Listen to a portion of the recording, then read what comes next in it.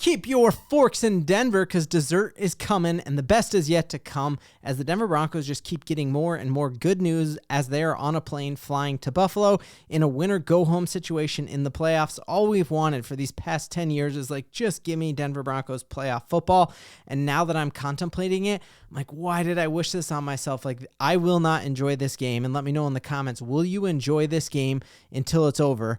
I think the Broncos would have to be up 21 in the fourth quarter before I could start enjoying it. Otherwise, I'm going to be pacing around like so stressed out. Like the actual finality of the fact that if we lose, our season is over, that would gut me and be horrible. But I think we get great news and hear from Sean Payton in his last press conference before that Buffalo game and hear so many stories about this team that map perfectly with the last time the Broncos didn't just make the playoffs, but actually made the Super Bowl. We're going to break that down. We get all pro news, a ton more we're going to go through. If you're new to the channel, it really does help me in the algorithm if you would smash that like and subscribe button. We know a bunch of our players who we love and adore here got snubbed from the Pro Bowl, but the Pro Bowl is a combination of multiple different people get a vote. Some players get a vote, coaches get a little share of the vote, and then the fans get a vote. And so because of that, you have a bunch of fans who just, whoever showed up in the commercial or is dating Taylor Swift gets voted in. And so no player really typically will have making the Pro Bowl embedded into their contract. Instead, the one that they weight higher is making the AP All-Pro team. That isn't a West and a AFC and an NFC award. That is just like first team All-Pro, second team All-Pro. So if you make an All-Pro team, it means like you're not just like one of the best in your division. It means you're truly the best at that position. And the Denver Broncos have the most All-Pro awarded since 1996. And so that is a crazy stat in and of itself that you remember it was like the 97, 98 Broncos that then go on and win back-to-back Super Bowls. So having 5 of them and equaling that 1996 team that was, a gutting loss to the Jaguars that year, but John Elway, Alfred Williams come out and say that it was losing that year to the Jaguars that propelled them to multiple Super Bowls after that.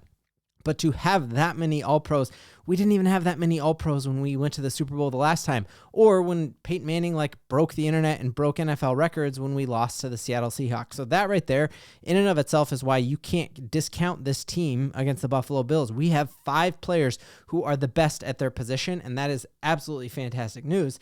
And the other really cool thing about this is that you're not talking that we have these legacy dudes who are at the end of their contract or legacy guys who are about to retire making it.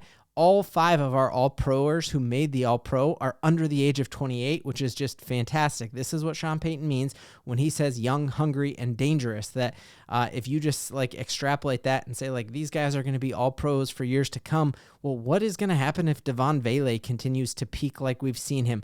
What happens when Marvin Mims actually has the same type production as an actual receiver, not just a returner, which we've seen over these past 2 games? What happens when Bo Nix continues his growth? We could truly be talking about breaking the record of the number of All-Pros this team has had because we have so many young players in the wings who still could make it in future years, and we got all these guys on contract for a long time, and we'll probably throw the bag at Nick Bonito this offseason, but we'll break that down more.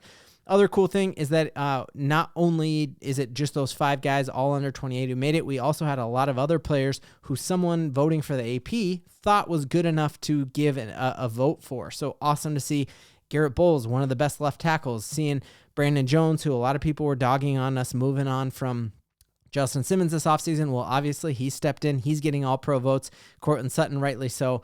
And then our long snapper as well. Really, really cool. And our fullback there. So great news there that All-Pro matters way more than Pro Bowl, and we got 5 of them. If anytime you're saying hey, we equaled the 96 team, fantastic news. We're going to give these Buffalo Bills an absolute run. The other reason I'm feeling crazy confident going into Sunday is that I listened all week, and I encourage all of you, if you're not already subscribed to DNVR, they are just my absolute favorite content. I love a lot of Broncos content, love Locked On, love, all that. But DNVR all week had a different member of the Super Bowl 50 championship on, which was great because Todd Davis is always one of the hosts. And so they had the ones I loved. Obviously, Von Miller was on today. You had Brock Osweiler on, and then you had Virgil Green, who's now a coach and was just a great tight end for us, especially blocking for a lot of years. And you heard them each share a different cool story about that Super Bowl 50 team. And I couldn't believe how much that paralleled what Sean Payton said today. And that is fantastic news because if Sean Payton is saying, like, if these Super Bowl 50 champions are saying, like, hey, here's an aspect of our Super Bowl 50 championship, and then Sean Payton saying, here's what our team is like right now, and you're seeing the same things right there, that is awesome. And so one of the things they'd asked Sean Payton was, hey, why do you think you guys are ready to beat the Buffalo Bills? And Sean Payton said, because we're battle tested. We've been there before. We've had these close games. We have a higher point differential against these playoff teams, and that battle tested mentality came through. Well, Virgil Green was on, and Zach Stevens, who's killing it right now and has been covering the Broncos even when they have been bad these 7 years. He asked Virgil Green, well, what was the difference about your Super Bowl 50 team and the team that lost to the Seattle Seahawks? And he said, well, the year we lost to the Seahawks, we ran through everybody and we weren't battle tested. And then the Seahawks punched us in the mouth and we didn't know how to respond. Where when we played the Panthers, we were totally battle tested. We'd been in some tough games. They had to clinch right at the end, get that 1 seed against Cincinnati. And so hearing Sean Payton be like, hey, we're battle tested, and then Virgil Green be like, yeah, you got to be battle tested. That's awesome, right? Like, that's why the Broncos are going to do what they did in Super Bowl 50, and that's shock people, and they're going to start off shocking the Bills this week. Other cool things that you heard from Sean Payton that mapped perfectly was you had Brock Osweiler on 2 days ago's episode, which was fantastic. I'll link that also in the show notes here. And Brock Osweiler talked about, they said, what was your biggest on-field memory, or what do you remember about the Broncos that year? And he said, unlike any team I've ever played for, that team played for each other. And Sean Payton literally said the exact same thing today. And I watched all of Von Miller's current Buffalo Bills interview. I watched Josh Allen's interview. That is a different thing. These guys are talking about playing for each other.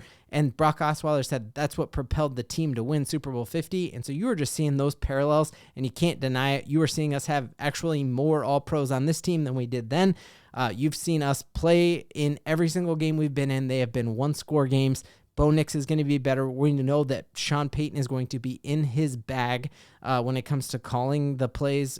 Peter Schrager came out today and said, you are going to see Sean Payton throw everything at the wall in this game, and do not be surprised to see trick plays. I think we're going to see Bo Nix more as a runner this week because we're at a place where, like, hey, there's nothing to hold back anymore. Like, we are emptying the clip on the Buffalo Bills, and that's going to be just a great, great thing.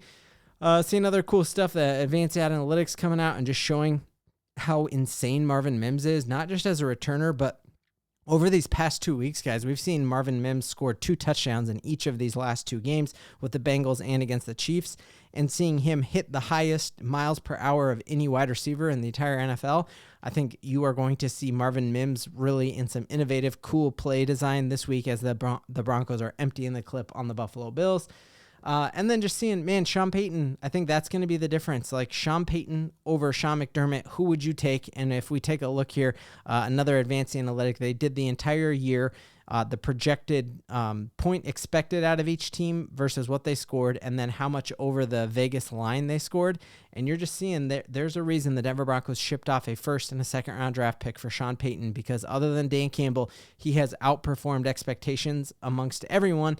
And you look here, it's hard to even find where the Buffalo Bills are on here because, it's nowhere close to where Sean Payton is. So that's just a fantastic stat there. We have the better coach. We have the better defense. I think we have better wide receivers than the Buffalo Bills do, and I don't think the gap between Josh Allen and Bo Nix is that big. I think we have a better offensive line, and I think we are battle-tested. The Buffalo Bills have kind of done what we did the year we lost to the Seattle Seahawks, where they've kind of torn through the league without a lot of controversy and a lot of competition. This Denver Broncos team is battle-tested and ready to shock the world, and I hope you are too. So let me know, what's your score prediction for the Denver Broncos and the Buffalo Bills? We've got a ton to believe in. I got one more day to make that shot, and it's going to be tomorrow.